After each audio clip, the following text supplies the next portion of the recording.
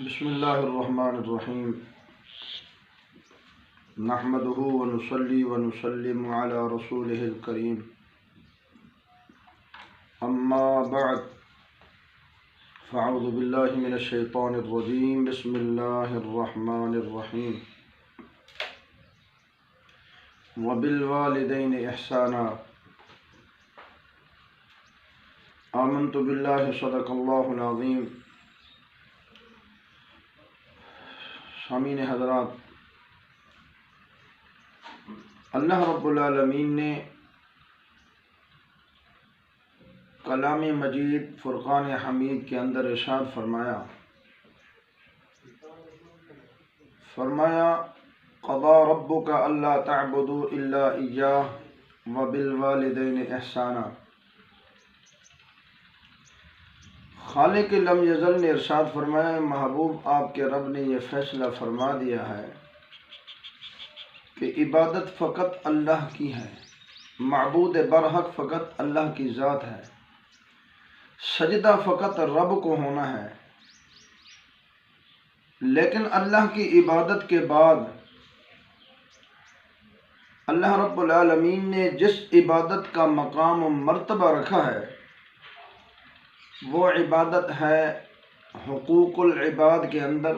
اپنے والدین سے حسن سلوک کرنا، اپنے والدین کے ساتھ پیار و محبت والی باتیں کرنا، اپنے والدین کے باتوں کو سنجیدگی سے لینا اور ان کی پریشانی کو اپنی پریشانی سمجھنا، ان کے جائز باتوں پر عمل کرنا ہم سب پر ضروری ہے، کیونکہ قرآن مجید میں اللہ رب العالمین نے ارشاد فرمایا بالوالدین احسانا، اپنے ابا اور اماں کے ساتھ حسن سلوک کرو، اچھائی کرو۔ تو یاد رکھیں، جن لوگوں نے اپنے والدین کے ساتھ اچھائی اور حسن سلوک کیا ہے، اللہ رب العالمین نے انہیں اپنے محبوبین میں شمار فرمایا، بلکہ خالق لم یزل نے ان کا اتنا بڑا مقام اور درجہ اور شان عطا فرمائی کہ اپنی والدہ کے ساتھ حسن سلوک اور والدہ کی خدمت کا بدلہ اللہ نے یہ عطا فرمایا۔ مشکوٰۃ شریف کی حدیث مبارکہ میں ہے،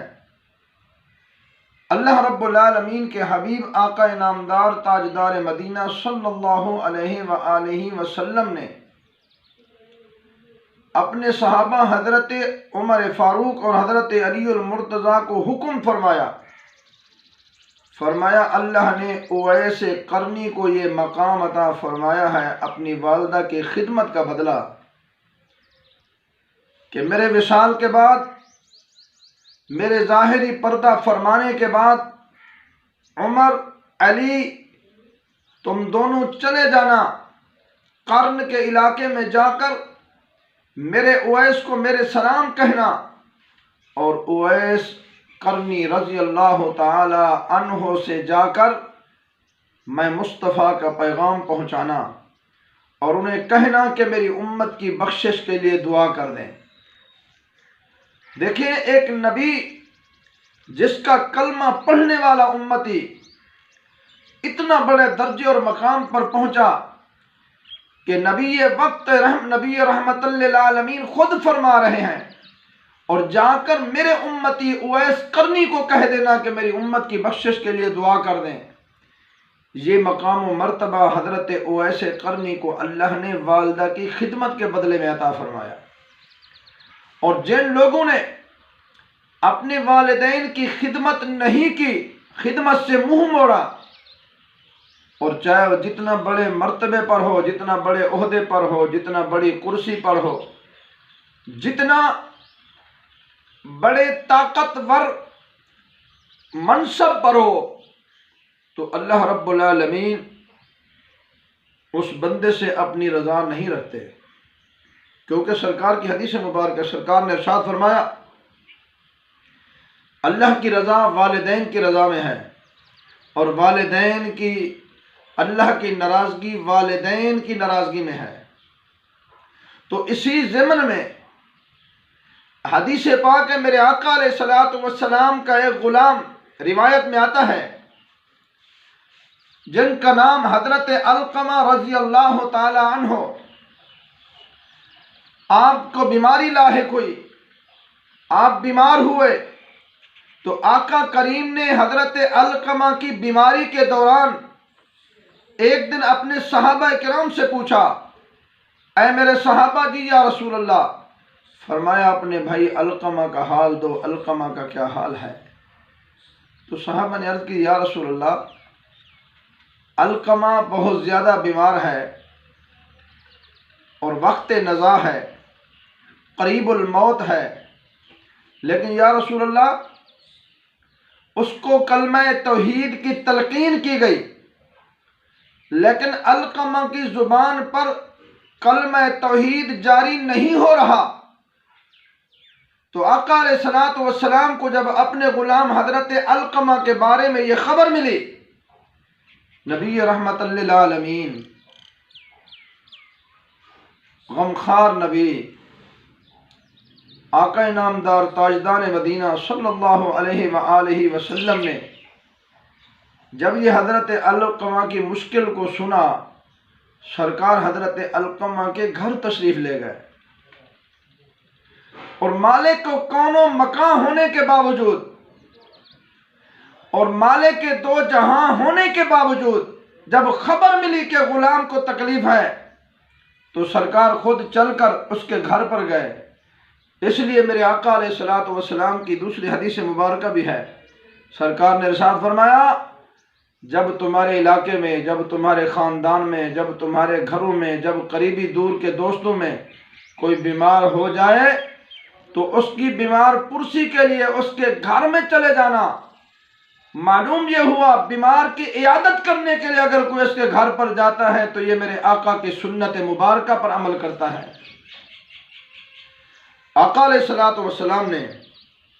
جب حضرت علقمہ کے گھر پر سرکار تشریف لے گئے، سرکار دو عالم صلی اللہ علیہ وآلہ وسلم نے حضرت علقمہ کا یہ حال دیکھا کہ موت کا وقت بالکل قریب ہے، کہ علقمہ سرکار کا صحابی بھی ہے لیکن زبان پر کلمہ جاری نہیں ہو رہا۔ آقا علیہ الصلوۃ والسلام نے ارشاد فرمایا، صحابہ جی یا رسول اللہ، فرمایا یہ خبر لو کہ علقمہ کے والدین کہاں رہتے ہیں، آیا کہ دنیا سے چلے گئے ہیں، فوت ہو گئے ہیں، یا ان میں سے کوئی موجود ہے؟ جب صحابہ نے خبر گیری کی تو عرض کی، یا رسول اللہ، حضرت علقمہ کی والدہ بوڑھی، ضعیف اور کمزور ہے، موجود ہے، اپنے گھر میں موجود ہے۔ پہلے میرے کریم نے ارادہ فرمایا کہ علقمہ کی والدہ کو میں بلا لوں، لیکن رحمت للعالمین نبی آقا علیہ الصلوۃ والسلام کے دل میں خیال آیا کہ وہ ضعیف ہوگی، وہ بوڑھی ہوگی، اس کے آنے میں تکلیف ہوگی۔ سرکار علقمہ کے گھر سے اور حضرت علقمہ کی والدہ کے گھر کی طرف کریم نبی خود چل کر گئے۔ جا کر جب حضرت علقمہ کی والدہ کے گھر میں سرکار جلوہ گر ہوئے، وہ بوڑھی، وہ لاچار، وہ کمزور عورت کمر جھکائے ہوئے آقا علیہ الصلوۃ والسلام کی بارگاہ میں حاضر ہوئی۔ عرض کی، یا رسول اللہ، آپ نے کیسے تکلیف فرمائی؟ آپ مجھے حکم دے دیتے، میں چل کر آ جاتی، اگرچہ مجھے بیساکھی اور لکڑی کا سہارا لینا ہوتا۔ یا رسول اللہ، آپ کا حکم ہوتا میں چل پڑتی، لیکن آپ کیسے تشریف لے آئے؟ سرکار نے ارشاد فرمایا، اے ام علقمہ، میں اس لیے آیا ہوں کہ میرا صحابی ہے، میرا غلام ہے، تیرا بیٹا ہے، علقمہ کا وقت نزا ہے، موت کا وقت قریب ہے، لیکن اسے ہم نے تلقین کی ہے کلمہ پڑھنے کی، اس کی زبان پر کلمہ جاری نہیں ہو رہا۔ آپ مجھے یہ بتلائیں، آپ علقمہ سے راضی ہیں یا ناراض ہیں؟ سبحان اللہ۔ جب سرکار نے حضرت علقمہ کی اماں سے پوچھا تو اس بوڑھی اور ضعیف عورت نے عرض کی، یا رسول اللہ، میں اپنے بیٹے علقمہ سے ناراض ہوں۔ سرکار نے فرمایا، کس بات پر؟ عرض کی، یا رسول اللہ، حضرت علقمہ میری بات کو ترجیح نہیں دیتے تھے، اپنی گھر والی کی بات کو ترجیح دیتے تھے۔ آقا اس نے فرق رکھا ہوا تھا، مجھے نچلا درجہ، اپنی گھر والی کو اوپر رکھتا تھا، اس لیے آقا میرے دل میں اس کے بارے میں ناراضگی کچھ وقت ہے اور ناراضگی ہے میرے دل میں۔ آقا علیہ الصلوۃ والسلام نے ارشاد فرمایا، اے ام علقمہ، اگر تو ناراض ہے علقمہ سے تو پھر اس کا خاتمہ بالخیر ہونے والا نہیں ہے، لہٰذا میں مصطفیٰ یہ فیصلہ کرنے لگا ہوں۔ فرمایا، اے بلال جی یا رسول اللہ، فرمایا ایسا کرو جنگل جا کر لکڑیاں جمع کر کے آؤ۔ جب لکڑیاں جمع ہوئی، ام علقمہ یہ حالات دیکھ رہی ہیں، سرکار کا یہ فعل اور سرکار کا یہ عمل جب یہ دیکھ رہی تھی، عرض کی یا رسول اللہ لکڑیاں کیوں جمع فرما رہے ہیں؟ سرکار نے فرمایا، اے ام علقمہ، اگر تو اپنے بیٹے علقمہ سے راضی نہیں ہوگی تو میں علقمہ کو مرنے سے پہلے اس لکڑیوں کو جلا کر اس میں رکھ کر آگ لگا دوں گا، کیونکہ یہ دنیا کی آگ ہے اور اس سے بھی کہیں زیادہ جہنم کی آگ میں تپش ہوگی۔ اگر تو اپنے بیٹے سے راضی نہیں ہوگی، نہ اس کی زبان پر کلمہ جاری ہوگا، یعنی نہ یہ جہنم کی آگ سے بچ سکے گا۔ تو جب حضرت علقمہ کی اماں نے یہ حال دیکھا، لکڑیاں جمع فرما رہے تھے، سرکار تو دیکھ رہی تھی، پوچھا یا رسول اللہ کیوں؟ سرکار نے فرمایا علقمہ کو آگ لگانے لگا ہوں۔ لیکن وہ ماں جو اپنے بیٹے کو کانٹا لگتے ہوئے برداشت نہیں کر سکتی تھی، وہ ماں جو اپنی اولاد کی تکلیف دیکھ کر برداشت نہیں کر سکتی تھی، وہ ماں جو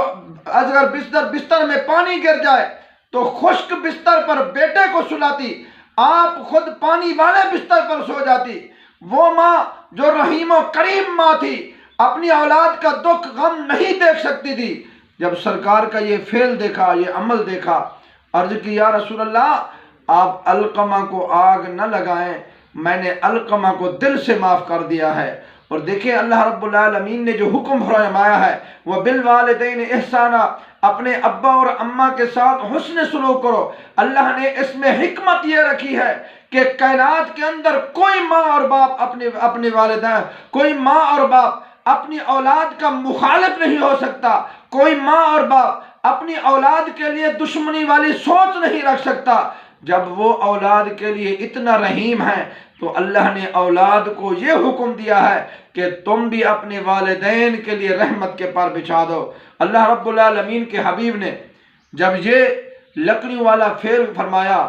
تو ام علقمہ نے عرض کی یا رسول اللہ میں نے معاف کر دیا ہے۔ سرکار نے ارشاد فرمایا میرے صحابہ، جی یا رسول اللہ اب جاؤ علقمہ کو تلقین کرو کلمہ کی۔ صحابہ جب حضرت علقمہ کے قریب پہنچے اور حضرت علقمہ کی زبان پر یہ جملہ جاری تھا، لا الہ